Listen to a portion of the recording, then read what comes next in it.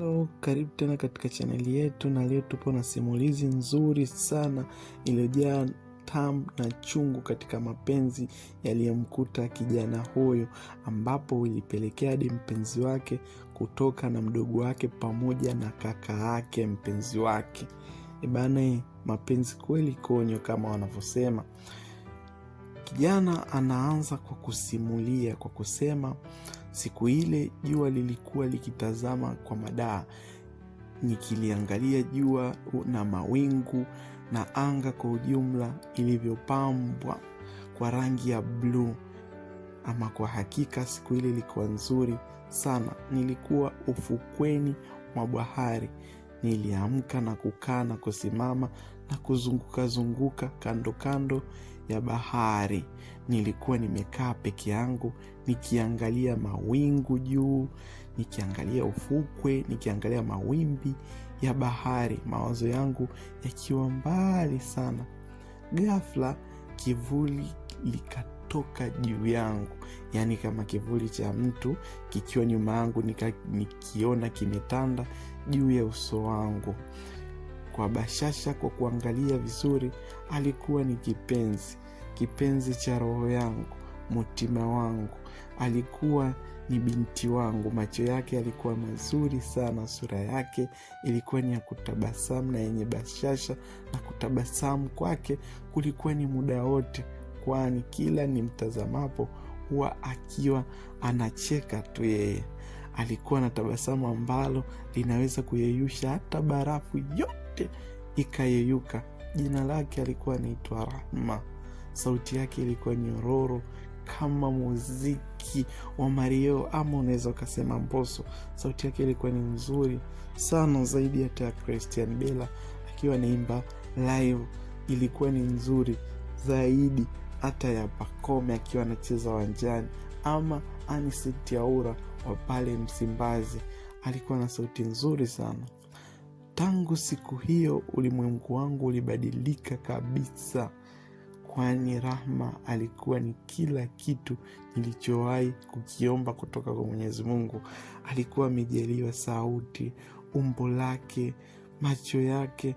Alikuwa mwenye kuvutia sana, ambapo kila mwanaume amwonapo lazima angemtamani kwa namna moja au nyingine. Alikuwa ni mkarimu mno, yani kiasi kwamba hata ukimwamrisha fanya hichi, yeye anafanya bila hata kukuuliza. Alikuwa ni mtiifu sana. Alikuwa ni mwenye kutabasamu kama nilivyosema. Alikuwa ni mtiifu, mwenye kujali, na alikuwa na uwezo wa kunifanya nicheke hata pale ninapokuwa nina huzuni, au hata nikiwa tu nimenuna kimahaba. Penzi letu lilikuwa la haraka sana, kwani hatukuchukua hata mwezi. Tulikuwa tayari watu wenye kupendana, na tulikuwa tukiongea na simu hadi ifikapo alfajiri. Bana, alfajiri inagonga, sisi tulikuwa tunaongea na simu tu. Lilikuwa lenye nguvu mno penzi letu, shauku kubwa na matamanio ya kuonana kila wakati. Tulikuwa tukitumia kila dakika pamoja, tukijenga ndoto zetu za baadaye, tukiwa tunapanga maisha yetu kwa pamoja. Kiufupi, alikuwa maisha mazuri sana. Tulikuwa hadi tunaulizana mtoto wetu wa kwanza tumuite nani. Tulikuwa tukipanga hadi mtoto wetu wa kwanza tumuite nani, na akiwa kiume atakuwa jina lake ni hili, na akiwa kike jina lake litakuwa ni hili. Na je, tulikuwa tukipendekeza yupi atangulie. Wote tukiwa tunatamani atangulie mtoto wa kiume, alafu wa pili awe binti, ili wa kiume amlinde mdogo wake ambaye ni binti dhidi ya mahasidi na watu wabaya.